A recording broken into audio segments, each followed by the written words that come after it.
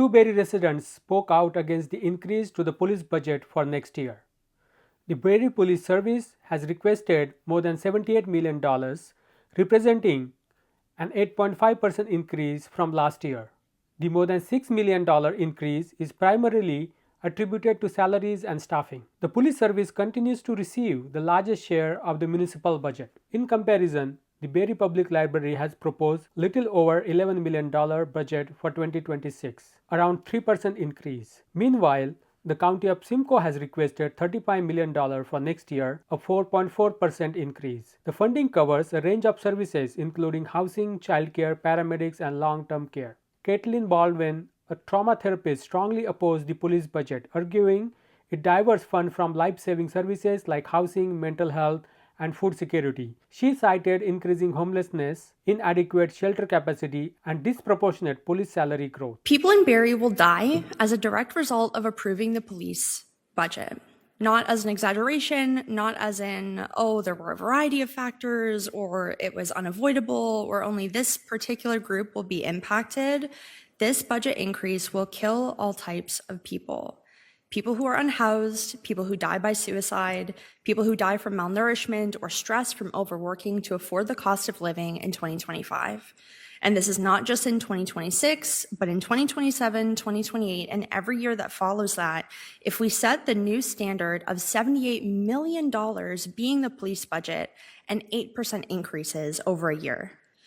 If what I've heard over the past 2 hours is true, that we care about positive long-term investments, money well spent, support for Indigenous communities, and a 4-year plan to make Barrie an affordable place to live, there is no way that this budget can be approved in good conscience. But unfortunately, I know that your decision to approve happened in last week's general community meeting without the opportunity for public speeches or debate. Mayor Nuttall challenged claims of social services funding cuts, noting recent provincial increase and new housing investments. Do you believe that there's been a cut to community social service funding? There have, by way of knowing that certain programs at Gilbert Centre have been cut. I know that there have been staffing changes, and maybe not necessarily an overall budget cut, but staffing changes and reduction at Busby Centre, among a few other grassroots organizations.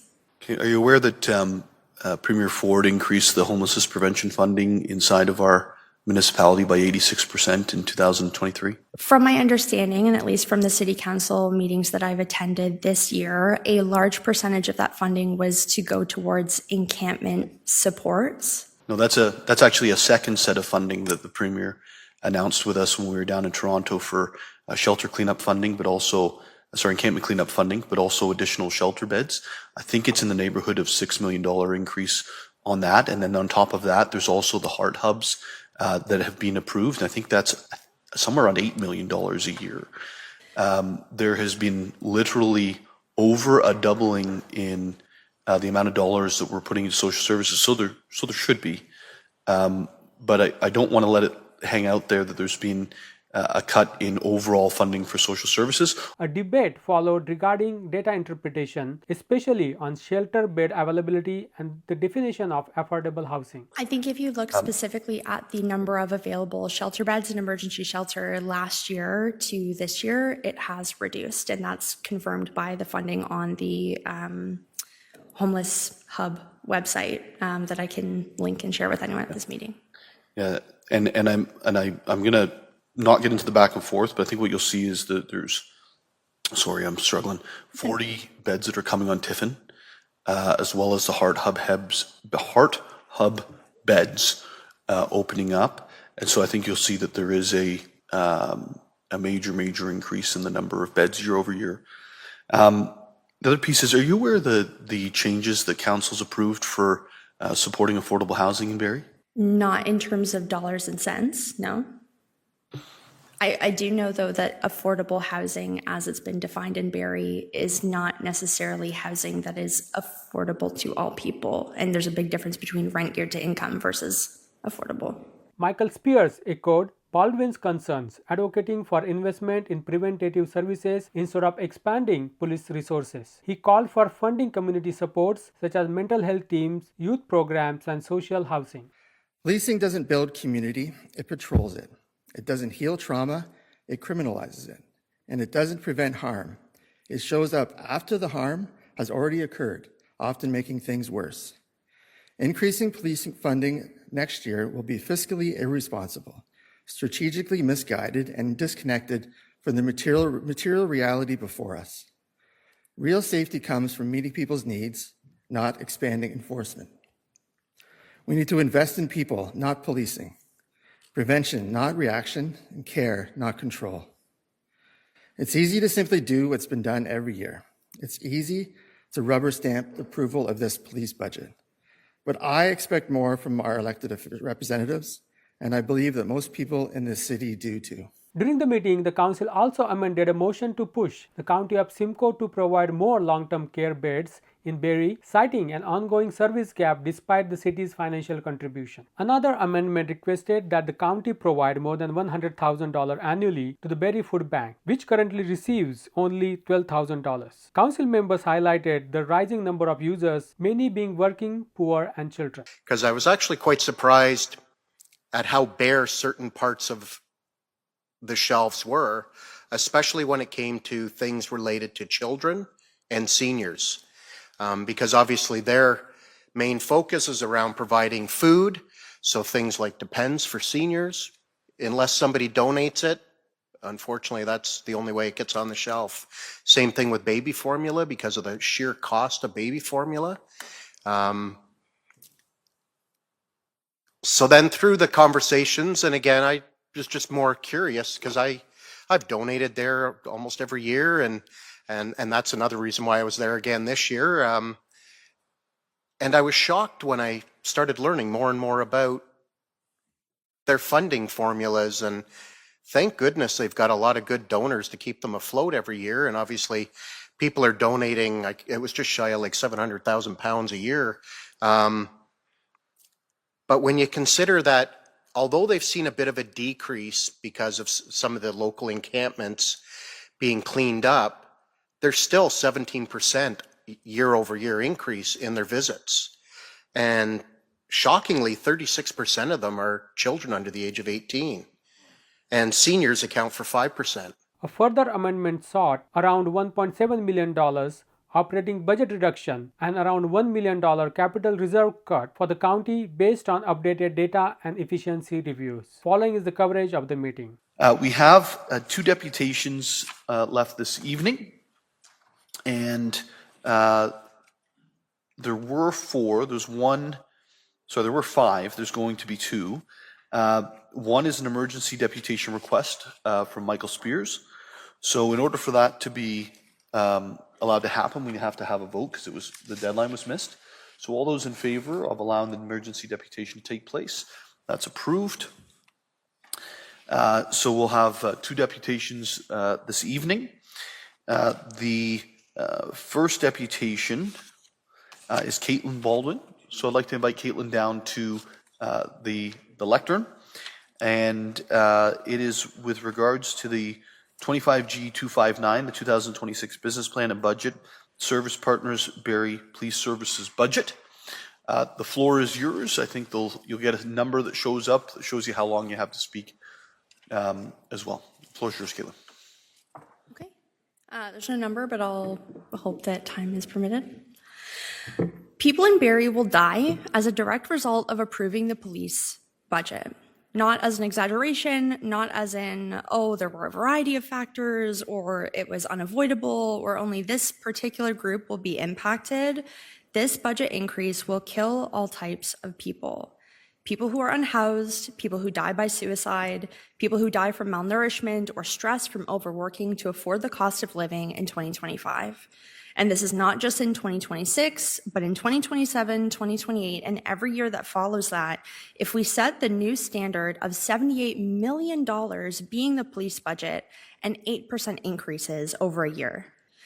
If what I've heard over the past 2 hours is true, that we care about positive long-term investments, money well spent, support for Indigenous communities, and a 4-year plan to make Barrie an affordable place to live, there is no way that this budget can be approved in good conscience.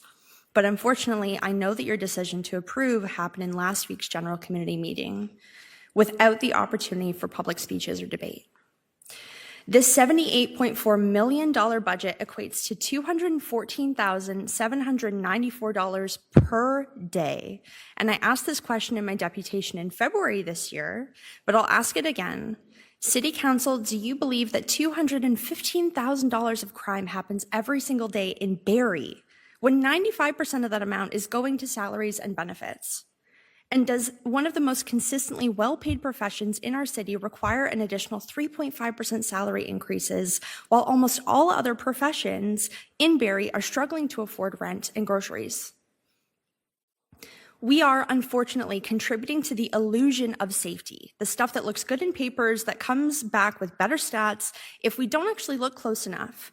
The Barrie Police Service has taken survey results where 18% of poll users said they were concerned about crime and safety, and we've warped it to imply that an increased police presence is warranted.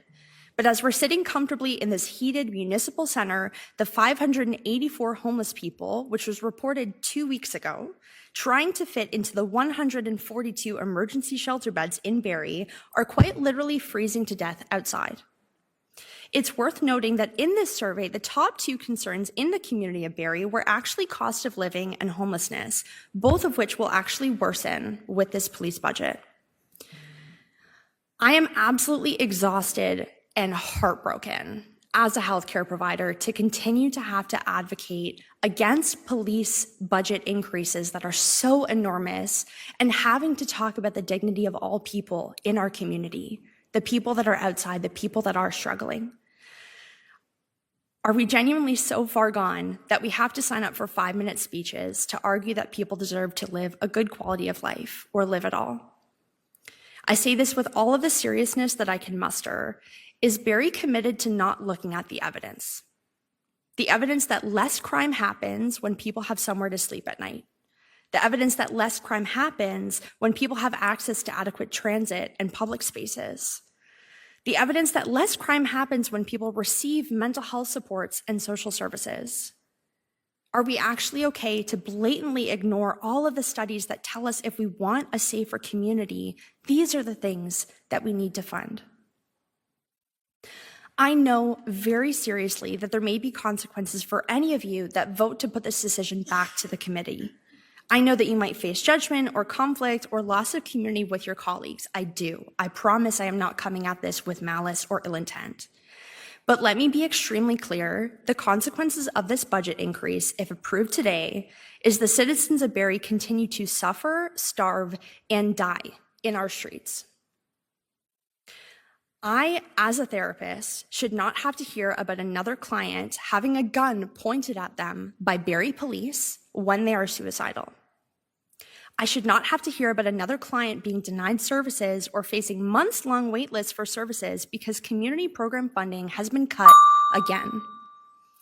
We should not have to face our city council, the people here that say that they care about our community, and have to beg them to look at the evidence that has been available for decades about what actually keeps people safe. And we should not have to continue seeing people die in the streets when our Barrie Police Service sits pretty with their $78 million and another 8% increase.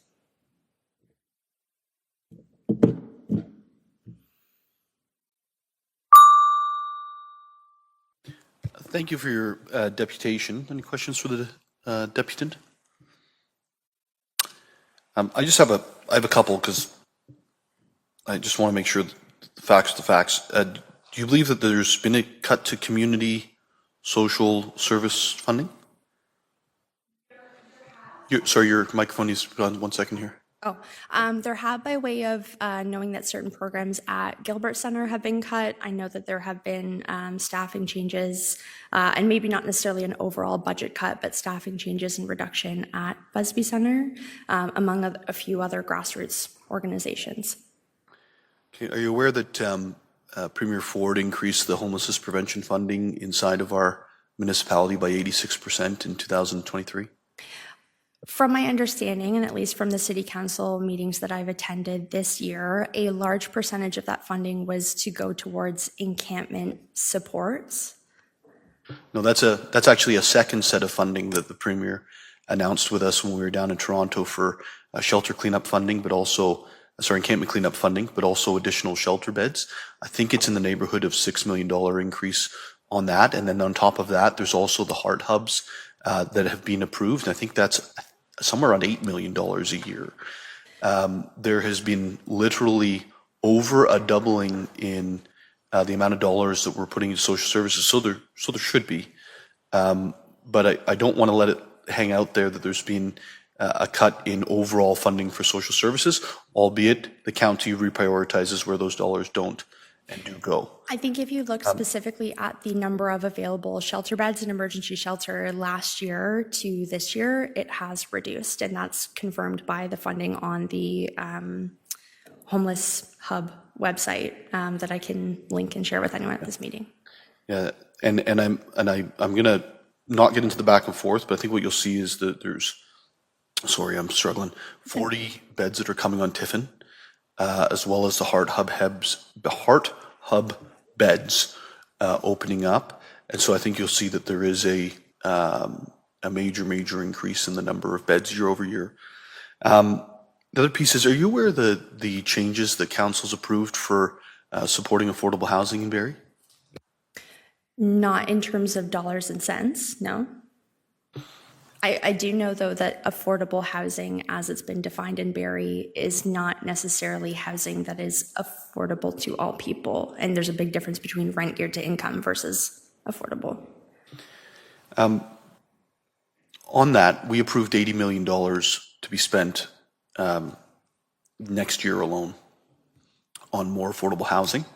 When you partner that with the county's services that go into deeply affordable and affordable through rent geared to income or through rent supplement money, there's going to be a major step forward.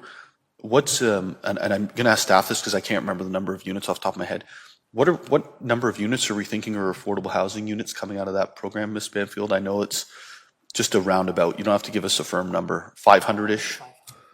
550? Okay, so 500 to 550 new units.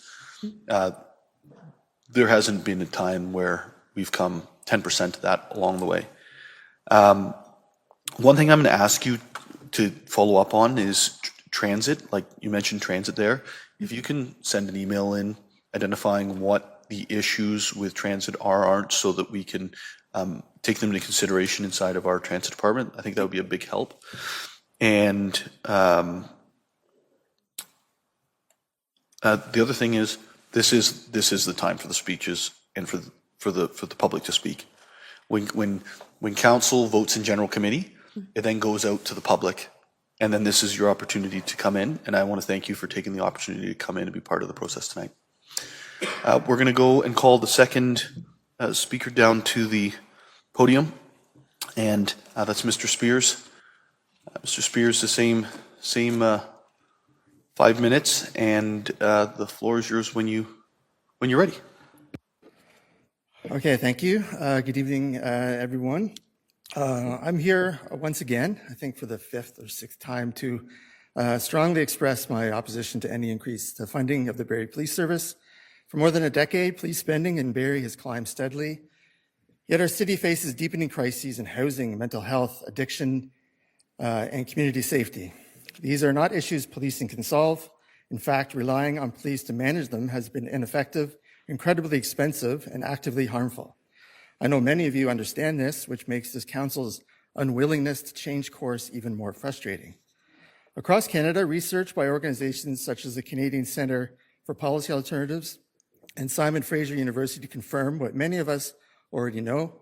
Investments in housing, mental health supports, supervised consumption sites, youth programs, and poverty reduction deliver far better returns on public safety than adding more officers or more patrol cars. I think Chief Johnson actually agrees with me on that from our conversations. But here's where we disagree. Every dollar we pour into policing is a dollar not invested in the root causes of harm and crime. Hiring and equipping a single officer costs well into the 6 figures annually. With inflation, stagnant municipal revenues, and growing community needs, these investments must not be justified by anecdotes, fear, or habit. Why then are we spending tens of millions of dollars on enforcement rather than on prevention? As I've said before, policing was never created to serve and protect the public. Its historical purpose was to protect the ruling class and their property. That legacy persists today. Policing does not uplift marginalized communities, it controls them. And as policing budgets grow, the people most impacted by poverty, homelessness, and inequality bear the brunt of that control. This pattern extends well beyond Barrie. Canadian cities from coast to coast are wrestling with the same question. What actually keeps people safe? Well, the research on that is clear. Non-policing interventions, such as housing, mental health support, and others, have a significantly greater long-term impact on safety and well-being than expanding police forces. And meanwhile, officers themselves acknowledge that they are responding to calls they are not trained for. Mental health crises, wellness checks, poverty-related incidents, and substance use situations where care, not coercion, is required. These aren't policing failures, they're failures of social policy. Giving police more money doesn't solve them. Giving community support does. Your duty under the Police Services Act is not only to ensure adequate and effective policing, but also to ensure that public funds reflect the real needs and priorities of Barrie residents. The overwhelming body of evidence shows that increasing the police budget does not make our communities safer, and in many cases undermines the long-term well-being of the very people policing claims to protect. So instead of expanding the police budget, Barrie could invest in what works. So these are things like expanded civilian-led mental health crisis response teams, more social housing and rent geared to income housing, local harm reduction initiatives, food security, and children's and youth programming. Now, these are just to name a few. These investments reduce reliance on police while addressing the actual causes of harm. They are cost-effective, evidence-based, and proven to work. Policing doesn't build community, it patrols it. It doesn't heal trauma, it criminalizes it. And it doesn't prevent harm. It shows up after the harm has already occurred, often making things worse. Increasing policing funding next year will be fiscally irresponsible, strategically misguided, and disconnected from the material reality before us. Real safety comes from meeting people's needs, not expanding enforcement. We need to invest in people, not policing. Prevention, not reaction, and care, not control. It's easy to simply do what's been done every year. It's easy to rubber stamp the approval of this police budget. But I expect more from our elected representatives, and I believe that most people in this city do too. Thank you. Thank you, Mr. Spears, for your presentation this evening, your deputation. Are there any questions for Mr. Spears? Oh, you still got 30 seconds. There's no questions. Thank you, Mr. Spears. Appreciate your coming out again this evening.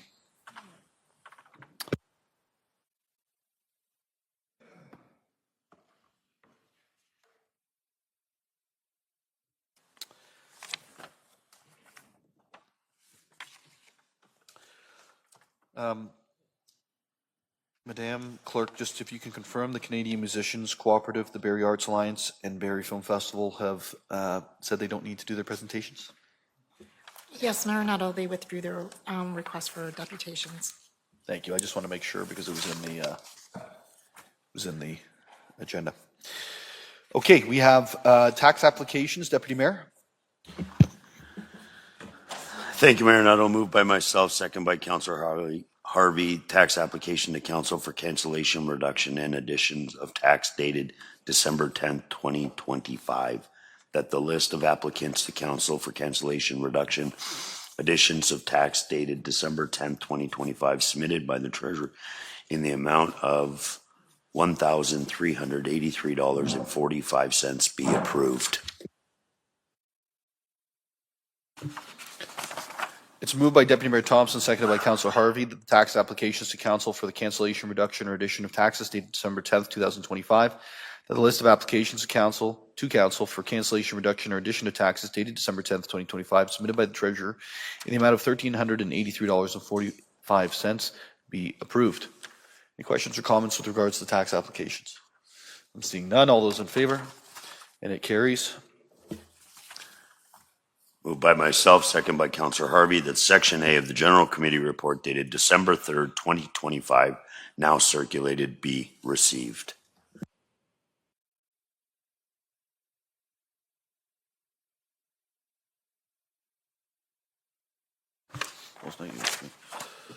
It's not you, it's me.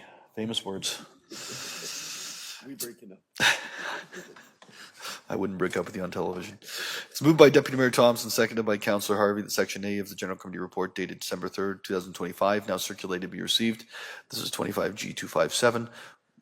Motion 25G254, refer to General Committee dated November 26, 2025. Memorandum, County of Simcoe budget. Yes. Thank you. Through you, Mayor Nuttall. This will be one of three. I'll be declaring pecuniary conflict of interest, so I'll be abstaining from the vote. Madam Clerk, can you just... Yes, it's been confirmed. I don't even have to finish the sentence. That's fantastic. Okay. On the county presentation from number 26, or the memorandum, sorry, are there any questions or comments from members of council? I'm seeing none. All those in favor? And it carries. Thank you. Deputy Mayor. Moved by myself, second by Councillor Harvey, that Section B of the General Committee Report dated December 3rd, 2025, now circulated, be received. It's moved by Deputy Mayor Thompson, seconded by Councillor Harvey, that Section B of the General Committee Report dated December 3rd, 2025, now circulated, be received. This is 25G258, the report of the Finance and Responsible Governance Committee dated November 26, 2025. Are there any questions or comments from members of council? I'm seeing none. All those in favor? And it carries. Deputy Mayor. Moved by myself, second by Councillor Harvey, that's Section C of the General Committee Report dated December 3rd, 2025, now circulated, be approved. It's moved by Deputy Mayor Thompson, seconded by Councillor Harvey, that Section C of the General Committee Report dated December the 3rd, 2025, now circulated, be approved. This is 25G259, the 2026 Business Plan and Budget for the Service Partners.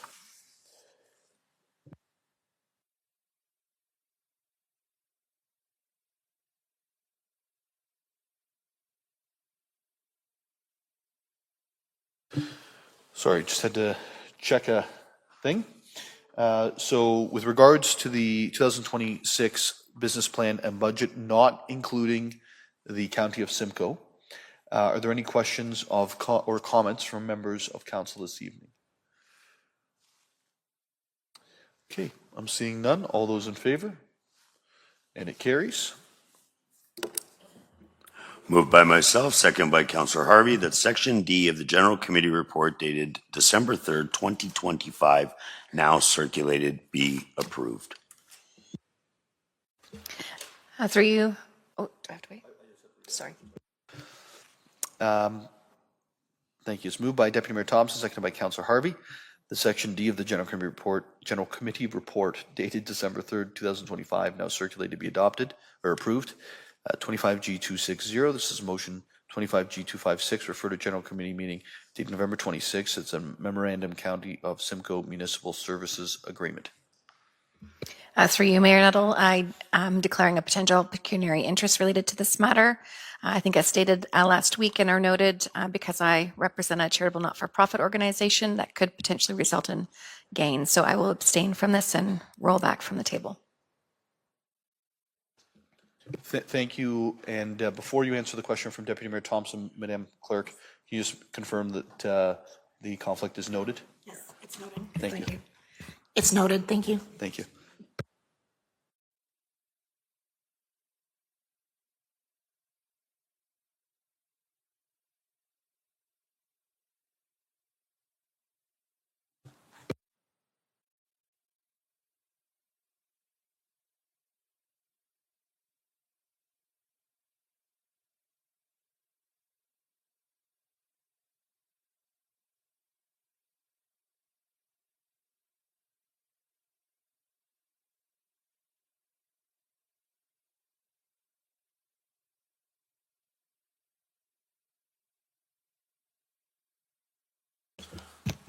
Sorry, Mayor Nuttall, I have an amendment. Moved by myself, second by Councillor Harvey, that motion 25G256 of Section D of the General Committee Report dated December 3rd, 2025, concerning the memorandum of the County of Simcoe Municipal Service Agreement be amended by adding the following paragraph. That as part of the review of a shared municipal service agreement with the County of Simcoe, that the provision of long-term care services be reviewed with an aim to deliver more beds for seniors in Barrie. And I can speak to that. It's moved by Deputy Mayor Thompson, seconded by Councillor Harvey, the motion 25G256 of Section D of the General Committee report dated December 3rd, 2025, concerning the memorandum County of Simcoe Municipal Services Agreement be amended by adding the following paragraph. That as part of the review of the shared municipal services agreement with the County of Simcoe, that the provision of long-term care services be reviewed with an aim to deliver more beds for seniors in Barrie. The amendments on the floor, Deputy Mayor. Thank you, Mayor Nuttall. I'll be very quick because I know you've done an extensive amount of work on this, and I'll leave the numbers and stuff to you, but it's more of a comment. There was lots of conversation about moving seniors out of hospitals and stuff like that, and there was a big uprising and complaints. And I look at this as a very similar that our own Barrie residents can't age in our own community, so we have people that have contributed their entire life here. And when that time comes that they need long-term care, there's no space in Barrie for them. And I think that's something that the Barrie taxpayer is paying for, and I believe that it should be something that is available to our residents. Thank you, Deputy Mayor Thompson. I'm going to speak to this council, and I'm going to ask that there be a spreadsheet put on the screen. And that's always dangerous when you're doing well, but when you're not doing well, it's even more dangerous. So is there any way we can make that bigger, or is that's just what it is?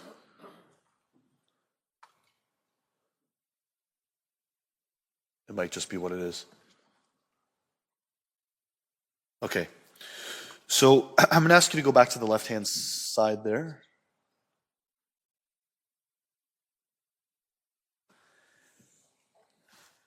We're just missing a column on the left.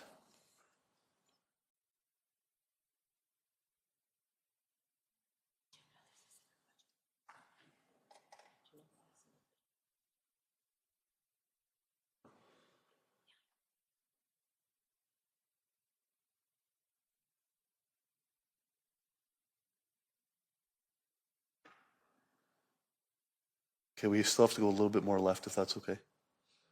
All right. So members of council, I gave the better part of a rant last week, or maybe it was the week before, whenever we were dealing with this. It was last week. And outlined my concerns with the partnership that we have with the County of Simcoe right now. And, over this week, both staff and myself have spent a considerable amount of time trying to figure out what our agreements look like or don't. Council, when you were elected in 2023, we, as part of the budget, I believe it was 2023, we asked for a value for service audit on the services provided by the county. One of those services that came back in 2024 as needing more work, i.e. we weren't necessarily getting the value that we were putting in terms of dollars into it, was children's services. And to the credit of the county, okay, they have, I believe it's $1.7 million, I'm getting nods, that's been reduced by the county and a charge to us. That is not a reduction in service to any of the communities. That is a reduction in the amount that we're paying, okay? So in case anyone says there's a service cut, that's not what it is. It's actually more funding coming and a better approach with the new proposed services agreement. So that's going to reduce our overall budget by that $1.7 million. The second area was long-term care. And, Deputy Mayor Thompson's dead on. Like, why is it the only way that you can age in this community is if you have the means to go into a private facility? But if you're out in the county, you get to age in your community. So I broke down based on and Ms. James Reed, can you just confirm this is the information in terms of the number of residents and the years Those are provided by the county. Yes, Mayor Nuttall. I went through today all of their 4 facilities, showed you the number of beds they have in each facility in the given years. Turns out they were all done prior. They register online that they have a total of 541. I counted 537 off their website. To source the information, it literally comes from their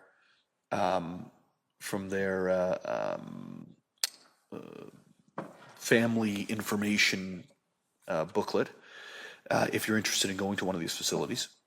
And so there's 537. We are responsible. I thought we were responsible for 20%. We're only responsible for 13, which doesn't make the problem go away. It makes it get less bad. And this is the math. In 2026, they're projecting 28 Barrie residents will be in long-term care. That constitutes an increase of 6 people. That would be a 30%, more than that actually, increase over their best year, which was last year at 22. The 13% share of the municipal funding would dictate that 70 out of the 537 beds should be for Barrie residents. And as you can see, the most we've ever done is 22 out of 70. And the worst we've ever done was 2012 and 13 was 10 out of 70. And that's giving you the last 16 years, 2010 through 2025, with an additional projection on 2026 at the top. That means that the deficit of beds that we're funding, okay, and this isn't thousands, this is like in actual, each bed is 42. They're projecting there'll be a deficit of 42 beds next year for Barrie residents. This year, there was a 48 bed, and then it goes all the way up to 60 bed deficit out of 70. And when you look over on the right-hand side, you'll see that essentially our average usage of the beds that we fund is 22.44%. I rounded up to 78. It should be 0.56 is how much we're getting under service by on long-term care beds.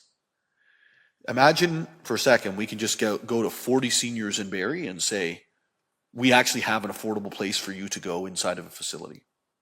That is what we are losing out on every single year. And if the average number of beds that we're missing out on is 54, and you multiply it by the years, these numbers start getting really, really big. The other thing that I think is important, there's 2 more things I think are important. One is, where are the facilities? Let's pull back from like tax increase or no tax increase and just to like services and how well we're delivering them on behalf of our residents, or how well the county's delivering them on behalf of our residents. I used City Hall. I went on Google Maps. I sound like Councillor Morales right now, eh? And the travel time to Penetanguishene was 52 minutes. Travel time to Beaton is 42 minutes. The travel time to Collingwood is 54 minutes. The travel time to Aurelia is 35 minutes. The average is 45 minutes to get to one of the facilities that's supposed to be providing beds for the city of Barrie and for the 22 that currently have it. Meaning that if your family is in Barrie, you've got to somehow go by car for 45.75 minutes on average. And typically, there will be a whole bunch of people that don't have a car that need to go in a much more roundabout way than that. I think what made me even more upset was when I was meeting on Friday with big city mayors, and I started hearing about what the services they have in their communities. And I don't think, Mr. Prowse will say it's not apples to apples, and so I will tell you it's not apples to apples up front. But I just want to go to what the service is that's in their community. And in Guelph, they have 114. In Brantford, they have 104. They pay 2.3 and 2.1 respectively. I think it's fair to say we've been funding a service that we have not been receiving. And leave my frustration about how hard it is to get the information behind, leave all the politics behind, leave all of the speeches behind, leave the relationship that's rocky at best with the county behind. There are an average 54 people that should have been getting help in this city every year that have not. And that's got to change. And we talked about it. No one ever did the work. No one went in and really dug into the data over the last 20 years, as you can see, because it would have been horrifying had they, right? So now we have it. I believe this to be fully true. The 13% was provided to my office, I think, through the County of Simcoe as well. Through your worship, we use the proposed budget. The proposed budget, okay, perfect. So that's all going to be accurate. And here we are, we need to go a different direction. The different direction can be taken by the County of Simcoe, and they can start providing beds inside the city of Barrie, and they can start providing the necessary number of beds inside the city of Barrie. Or we can make a decision to go off on our own. I think we probably, if I'm listening to our advisors, i.e. our public servants, their preference is to give the county another shot inside of this services agreement to come up with a plan that actually serves the residents of Barrie, the most vulnerable citizens, those without money and who are typically elderly, right? And so this amendment is going to put staff in that direction, but my expectation to our public service is I want to know by June 1st what the plan is. And if we don't have a plan by June 1st, we'll come up with our own plan, which is to deliver long-term care for seniors here in the city of Barrie, not in Collingwood, not in Beaton, not in Penetanguishene, and not in Orillia, right? Right here in the city of Barrie. I want to throw one other thought to you because this is just gobsmacking for me, okay? I wonder how many of the other municipalities, the 16-member municipalities in the city of Orillia, what's the city of Orillia, 40,000 people, something like that? A little less, 35? I wonder if we asked, because I didn't ask this, I should have asked this, but I didn't. I wonder if we ask, how many people do each of them have in long-term care beds inside of Simcoe County? How many municipalities of 10,000 people would have more than the city of Barrie at 170? I almost don't want to know. Right? It's wrong. So I'll leave it there. I think, I'm trying to temper my approach to this. I'll be told by Michael and Rebecca tomorrow whether I did or didn't. But it's not a smile, so I'm thinking I'm getting an answer now. But I'm trying to temper my approach to this because my gut reaction is, the best predictor of future behavior is past behavior. And the past behavior is not being great on long-term care. So I'll leave it there. Is there anyone else who wants to speak on this subject before we call the vote? None? Okay. Oh, yeah, Councillor Corser. Yeah. I just wanted to ask through you to staff, would June 1st be a reasonable timeline to get the information that is needed to come back to council? Through you, Mayor Nuttall, to Councillor Corser. Yes, I think that's reasonable. Since the county presented at Finance Committee, we've already had several conversations, and we do have a meeting set up for next week. So we are working hard to move this forward, as well as the court services cost. Yes, I'd like to thank staff for their hard work on this, because I know it's a lot of on top of budget, all the rest of it. Thank you. Yep, that's my question I had. Thank you, Councillor Corser. Any other questions? Seeing none, all those in favor? It carries. The amendment is what's carried. Are there any other amendments or questions? No. Any other comments? No. So we're going to go to the main motion as amended, which is section D. All those in favor? That carries.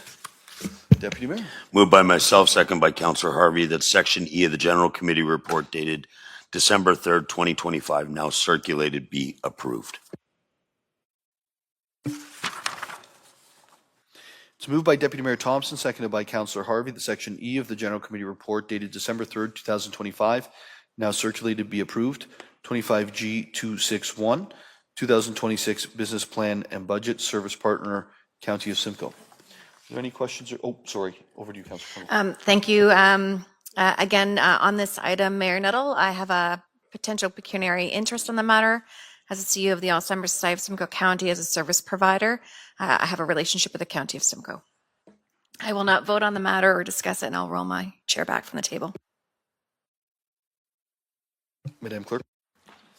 Yes, it's been noted. Thank you, Madam Clerk. I believe there's an amendment, and over to Councillor Harvey. Yeah, thank you, Mayor Nuttall. Have an amendment moved by myself, seconded by Councillor Nixon, that motion 25G 261 of Section E of the General Committee Report dated December 3rd, 2025, concerning the 2026 Business Plan and Budget, Service Partner, County of Simcoe, be amended by the following paragraph, or by adding the following paragraph, that the County of Simcoe be requested to consider providing annual funding to the Barrie Food Bank in the amount of $106,000. It's moved by Councillor Harvey and seconded by Councillor Nixon that motion 25G261 of Section E of the General Committee Report dated December 3rd, 2025, concerning the 2026 Business Plan and Budget, Service Partner, County of Simcoe, be amended by adding the following paragraph, and that the County of Simcoe be requested to consider providing annual funding to the Barrie Food Bank in the amount of $106,000. The floor is yours. Great. Thank you, Mayor Nuttall. I guess tonight has a common theme to it. So about a month ago, I took a tour of the food bank and sat with the CEO for a while and started asking some questions, not only about operations, how many volunteers, met a few great volunteers while I was there, but also too about how they were funded. And I was shocked when I learned that the county only provides them with an annual funding, most recently, of $12,002.99 for the year. Their rent alone at that facility is basically close to the $106,000. It was like $104,000, I think it worked out to. I was flabbergasted, especially when I went online and started looking to see what do other municipalities that are not in the same situation like us, where you're tied to the county or a region. And the one that I was able to find the easiest information on was the City of Toronto, who controls all of their own social services. And they provide annual funding to 5 food banks, 4 of them at $150,000 and 1 of them at $125,000. And when you consider the size of our population in this area, obviously I can safely assume that our food bank is going to be the busiest in Simcoe County. If they're only seeing 12,000 and change, I'd like to know what the others are getting, because I'm suspecting it's probably not, again, proportionate to the population that they're serving. And by pushing them forward to hopefully fund this type of amount on an annualized basis, would then put $106,000 more food on the shelves. Because I was actually quite surprised at how bare certain parts of the shelves were, especially when it came to things related to children and seniors. Because obviously their main focus is around providing food, so things like Depends for seniors.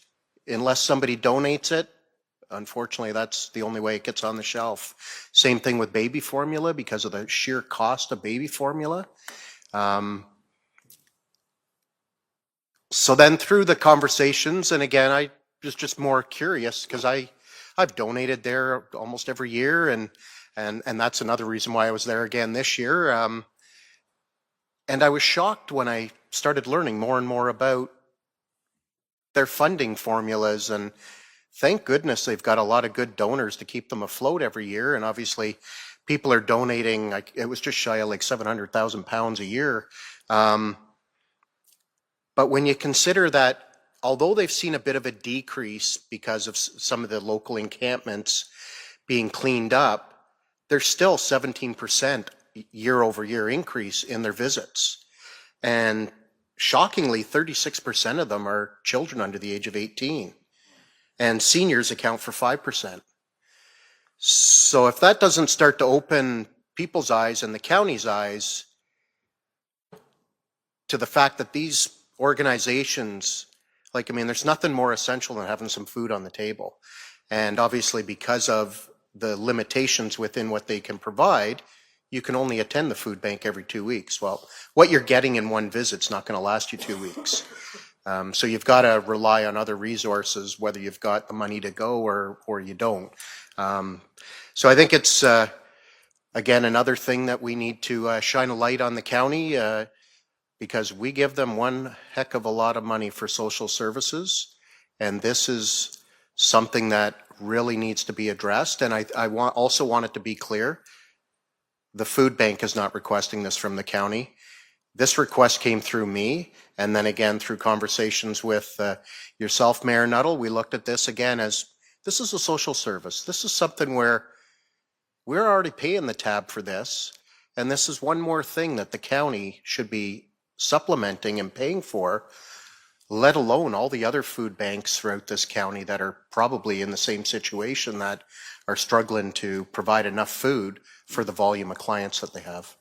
And obviously, Councillor Nixon is no stranger to the food bank and has raised a lot of money for them over the last few years. I'm still waiting to see him swing a baseball bat, though, but I'll give him if you'd like to add any additional remarks. Thank you. I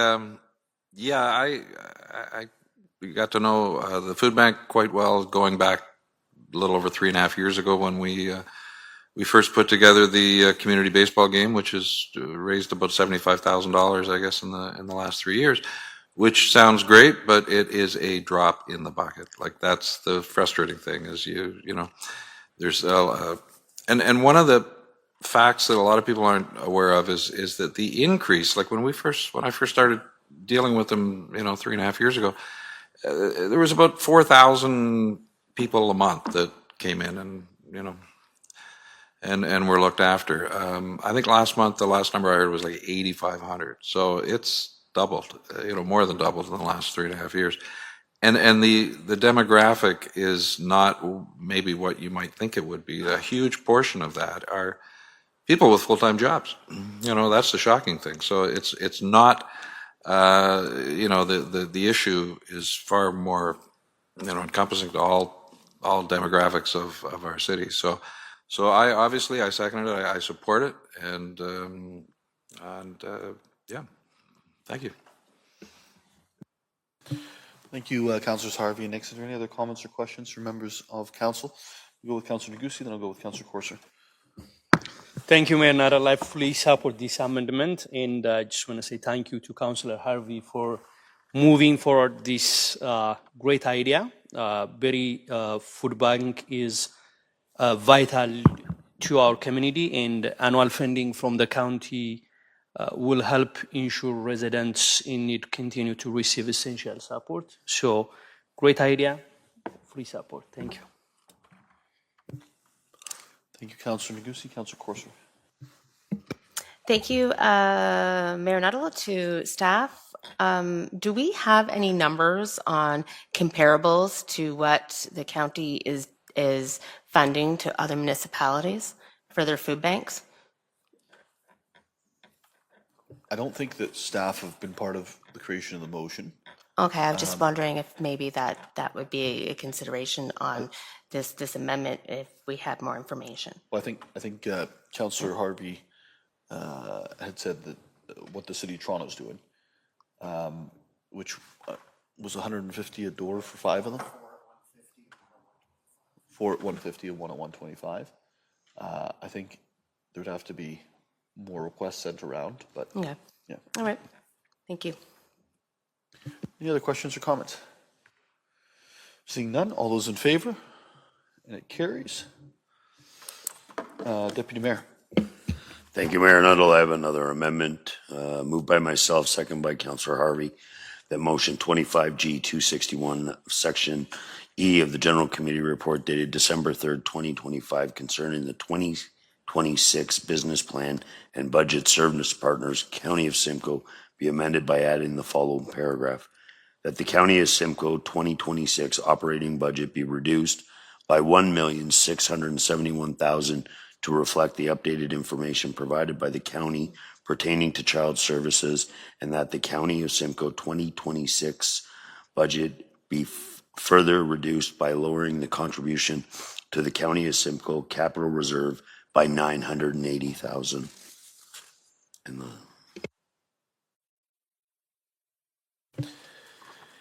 It's moved by Deputy Mayor Thompson, seconded by Councillor Harvey, that motion 25G261 of Section E of the General Committee Report dated December 3rd, 2025 concerning 2026 business plan and budget, service partner County of Simcoe be amended by adding the following paragraph. That the County of Simcoe's 2026 operating budget be reduced by $1.671 million to reflect the updated information provided by the county pertaining to children's services. The County of Simcoe's 2026 budget be further reduced by lowering the contribution to the County of Simcoe Capital Reserve by $980,000. Deputy Mayor. thank you, Mayor Nuttall. Some of it's basically housekeeping, and the other is just a reduction. It'll be reflective on the tax levy, but it's pretty self-explanatory, so I'll keep that short. Thank you. Any questions or comments from members of council? Seeing none, all those in favor? It carries. On the main motion as amended, any other questions or comments? Okay, I'm going to call the vote on the main motion twice amended. All those in favor? And it carries.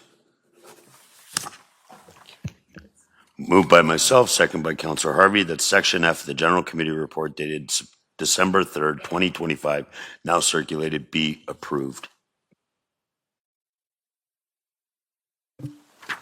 It's moved by Deputy Mayor Thompson, seconded by Councillor Harvey. The Section F of the General Committee Report dated December 3rd, 2025, now circulated, be approved. This is 25G262, the 2020-107 traffic bylaw updates. Any questions or comments? Deputy Mayor. Thank you, Mayor Nuttall. I have an amendment to this motion as well. Yes, sir. Moved by myself, second by Councillor Harvey, that motion 25G262 of Section F of the General Committee Report dated December 3rd, 2025 concerning 2020-107 traffic bylaw update be amended by adding the following to Schedule 19, providing for an erection of a stop sign at the intersection of Timothy Lane and Butternut Drive.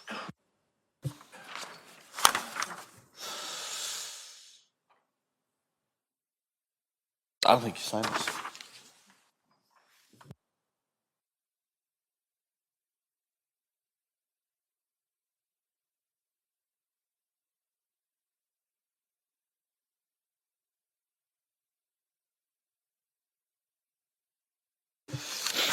I can do that signature. The motion 25G, it's moved by Deputy Mayor Thompson, seconded by Councillor Harvey. The motion 25G262 of Section F of the General Committee Report dated December 3rd, 2025 concerning 2020-107 traffic bylaw updates be amended by adding the following Schedule 19, providing for the erection of stop signs at the intersection of Timothy Lane and Butternut Drive, northbound, southbound on Butternut Drive, and westbound and eastbound on Timothy Lane. Any questions or comments from members of council on the amendment? I'm seeing none. All those in favor? It carries. And on the main motion, are there any comments or questions? Seeing none. All those in favor? And it carries. Deputy Mayor. Moved by myself, second by Councillor Harvey, that Section A of the General Committee Report dated December 10th, 2025, now circulated, be received. It's moved by Deputy Mayor Thompson, seconded by Councillor Harvey, that Section A of the General Committee Report dated December 10th, 2025, now circulated, be received. This is EC 251203, the report of the Executive Committee dated December 3rd, 2025. Are there any questions or comments from members of council with regards to the Executive Committee meeting? Seeing none, all those in favor? It carries. Deputy Mayor. Moved by myself, second by Councillor Harvey, that Section B of the General Committee Report dated December 10th, 2025, now circulated, be adopted. It's moved by Deputy Mayor Thompson, seconded by Councillor Harvey, that Section B of the General Committee Report dated December 10th, 2025, now circulated, be approved. This is motion 25G-226, referred General Committee meeting on the October 29th. This is a four-way stop at Pennville and McIntyre. EC2, the illuminated display at City Hall for Remembrance Day, DEV 045-25, Municipal Names Registry, additional name, FAC 008-25, Wastewater Innovation Center, delegated authority to lease property. Are there any questions or comments with regards to the motions that are on the floor? Seeing none, all those in favor? It carries. Deputy Mayor. Moved by myself, second by Councillor Harvey, that Section C of the General Committee report dated December 10th, 2025, now circulated, be approved. It's moved by Deputy Mayor Thompson, seconded by Councillor Harvey, that Section C of the General Committee report dated December 10th, 2025, now circulated, be approved. This is CAM 003-25, Barrie Collingwood Railway Update and Opportunities. Any questions or comments from members of council? I'm seeing none. All those in favor? It carries. Deputy Mayor. Moved by myself, second by Councillor Harvey, that Section D of the General Committee report dated December 10th, 2025, now circulated, be approved. It's moved by Deputy Mayor Thompson, seconded by Councillor Harvey, that Section D of the General Committee report dated December 10th, 2025, now circulated, be approved. DEV 046-25, review of the left turn movement at Ann Street North and Sunnydale Road, Ward 4. Any questions or concerns from members of council? Seeing none, all those in favor? It carries. Deputy Mayor. Moved by myself, second by Councillor Harvey, that Section E of the General Committee report dated December 10th, 2025, now circulated, be approved. It's moved by Deputy Mayor Thompson, seconded by Councillor Harvey, that Section E of the General Committee report dated December 10th, 2025, now circulated, be approved. This is DEV 047-25, no parking anytime, Golden Meadow Road between Taylor Drive and Crimson Ridge Road. I believe it's been referred back to staff. Any other questions or comments with regards to this motion? I'm seeing none. All those in favor? It carries. Deputy Mayor. Moved by myself, second by Councillor Harvey, that Section F of the General Committee report dated December 10th, 2025, now circulated, be approved. It's moved by Deputy Mayor Thompson, seconded by Councillor Harvey, that Section F of the General Committee report dated December 10th, 2025, now circulated, be approved.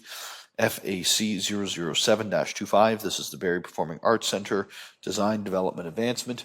Any questions or concerns from members of council? Seeing none, I'm going to ask for a record a vote. Madam Clerk. Thank you, Mayor Nettle. I'm going to start with Councillor Riepma. Yes. Councillor Nixon. Yes. Councillor Kungle. Yes. Councillor Corser. Yes. Deputy Mayor Thompson. Yes. Councillor Nagusi. Yes. Councillor Harvey. Yes. Councillor Harris. Yes. Councillor Morales. Yes. Councillor Hamilton. Yes. And Mayor Nettle. Yes. Vote carries. Thank you.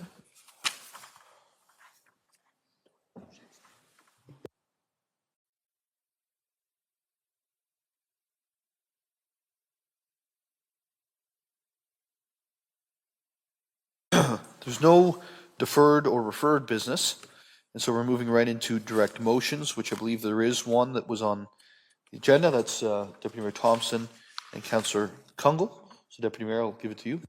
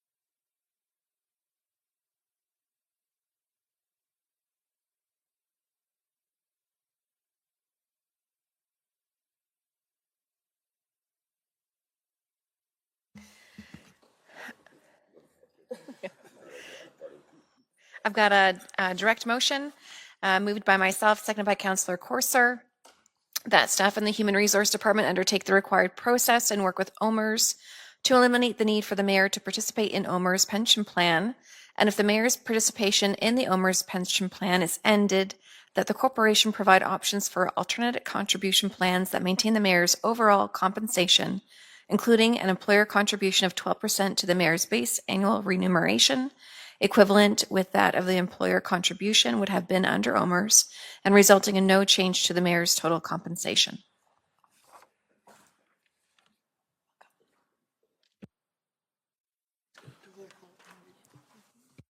Well, no, it's got to be on the floor before it can be declared, right? So I declare now before? Okay. I have a potential pecuniary interest as this is to do with my own compensation as mayor of the city of Barrie, and therefore I will not participate in the debate, and I'm going to leave the seat.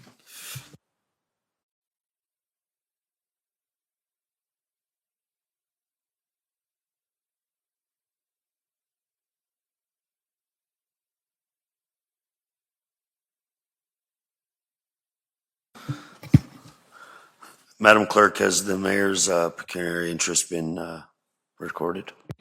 Yes, it has, Deputy Mayor Thompson. Councillor Congo, do you care to speak to this?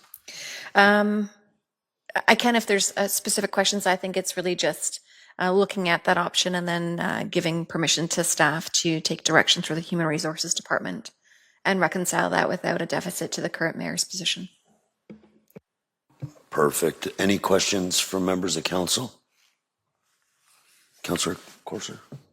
Now that I seconded it, yes, I just, because it's a motion without notice, that I would like just some clarification for maybe people at home, what this is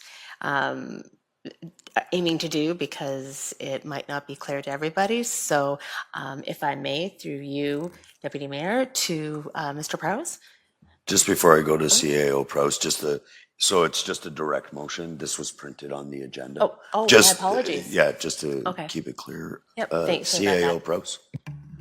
Through you, Acting Mayor Thompson, to Councillor Courser.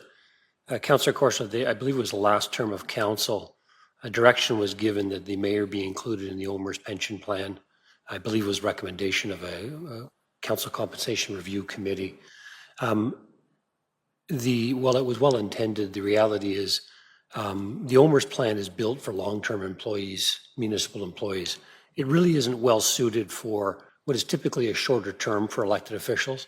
And I think Mayor Nuttall has discovered that after 3 years in office. So the request was for flexibility, and HR is looking for some direction to be able to provide options. It's not to increase the mayor's compensation. It is simply to provide flexibility on how that same council direction from last term is taken and actioned. So HR is asking for additional direction from council to provide other options. Again, the compensation is the same. There's no change to it. Thank you for the further clarification. Councillor Morales. Thank you, Acting Mayor Thompson.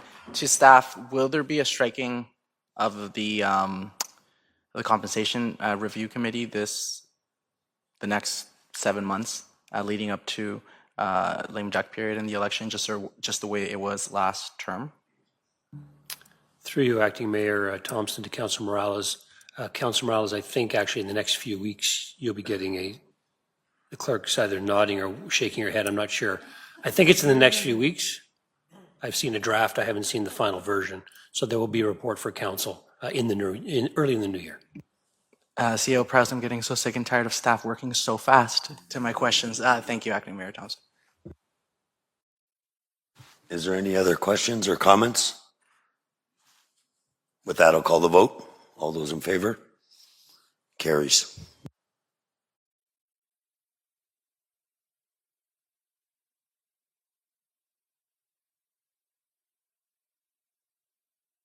For the record, he was coughing before he came up here.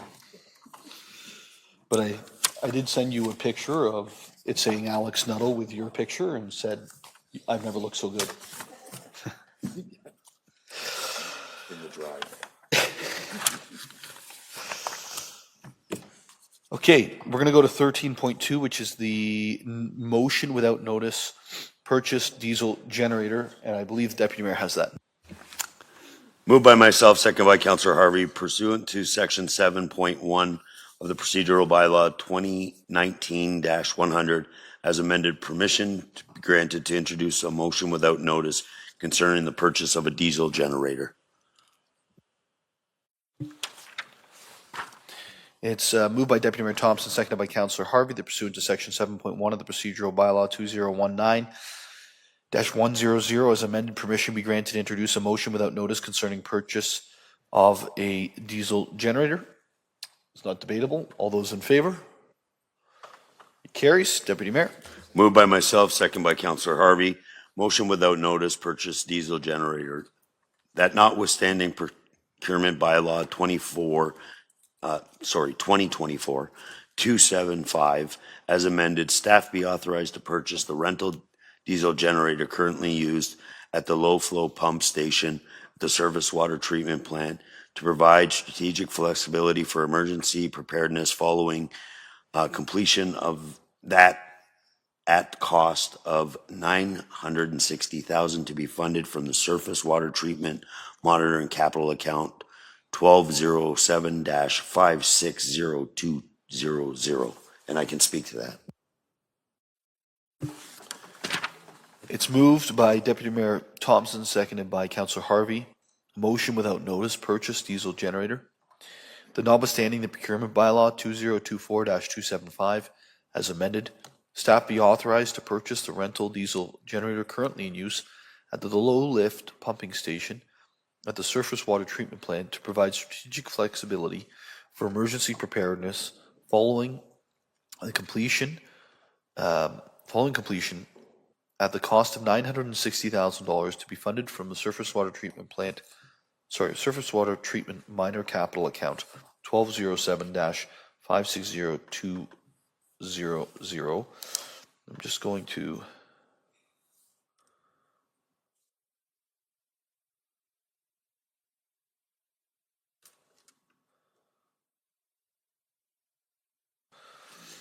get your initials, those, please.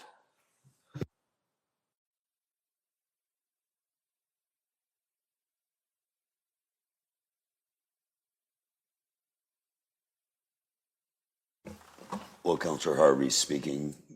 Would you like me to speak on the motion?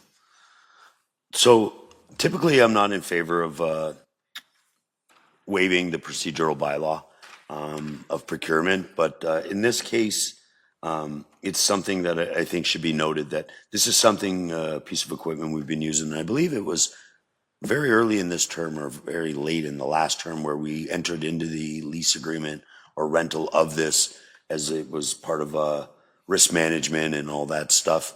But I just want to say, and Mr. Prowse, please, I believe it was Sherry and her team, this actual agreement that we're entering into is probably saving the city between $100,000 and $150,000 on top of, like it's a big item, but it's very needed. But not very often are you able to lease or rent a machine and then negotiate the cost of that rental in the purchase price, which I think should be commended. And I did a little bit of research and speaking with staff as well, that there was some wiring and hoses and stuff that were included in the purchase. So that's why I felt very comfortable about moving this. So, kudos to staff and anything that we can save money and comfort in being prepared for something of, power failure or something at our surface water treatment plant. So thank you for that. Thank you, Deputy Mayor. Any questions or comments? I'm seeing none. All those in favor of the direct motion? It carries.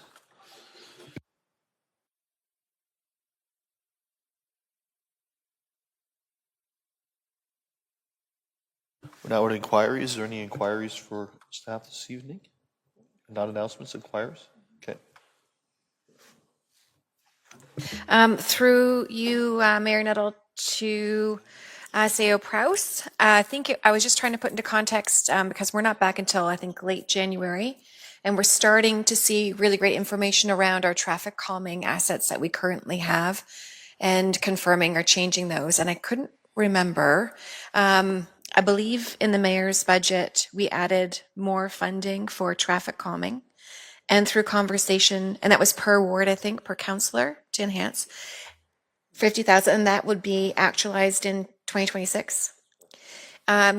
Is there a timeline on decisions for that? Should we want to have more certain types of infrastructure? Because I know there's a window of time between one, deciding location planning, installing, and then some of that infrastructure is down for the season until fall. So I didn't know if we would be engaged in 2026, but we wouldn't really be seeing any implementation until 2027. I think that's just to manage our expectations, because residents at least my residents know this is around the period of time they're really campaigning for certain pieces and want to know if we're getting additional pieces that they heard of in the budget. So I didn't know if you could just help clarify what we might expect as we're making decisions on locations of current assets. I'll defer to Ms. Banfield. Okay, thank you. Through you, Mayor, to Councillor Kungl. So the way I'm describing 2026 is you're going to get the kind of normal seasonal traffic calming that we typically work with all council, all wards, in the kind of winter, so that in the spring, and those would be things that you see the seasonal traffic cushions, you see the radar boards, you sometimes planters, bollards, those types of things. So the suggestion is continue, because those are all assets we already have, right? We have them, we can put them out each and every year.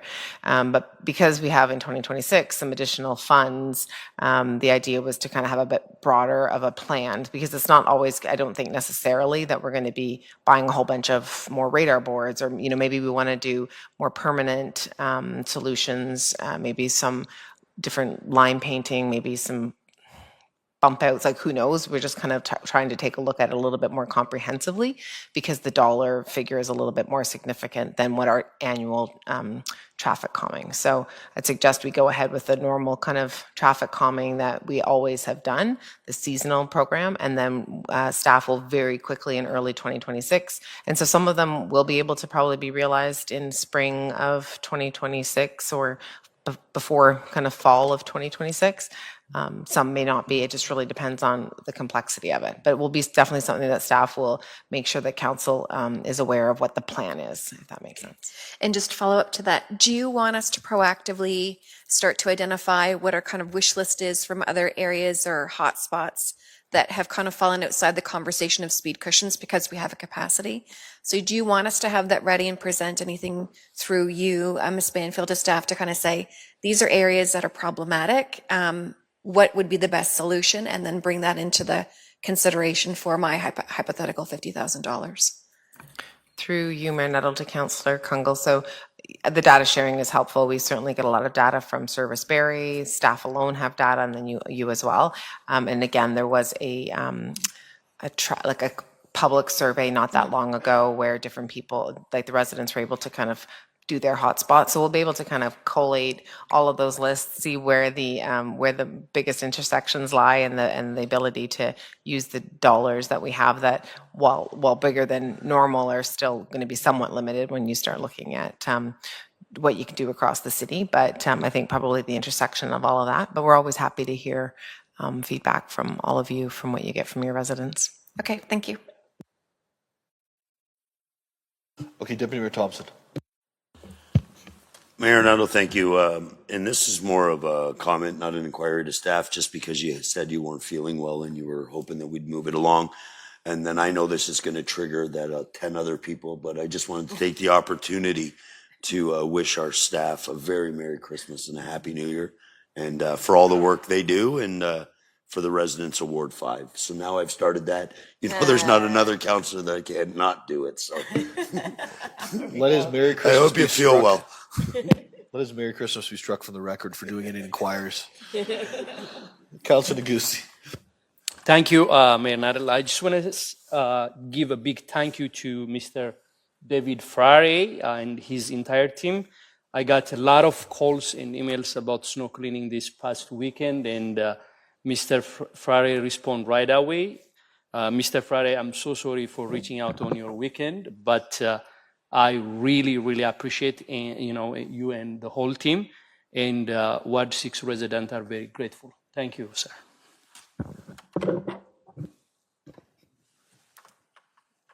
Mr. Fryer, I 100% agree with everything that was just said.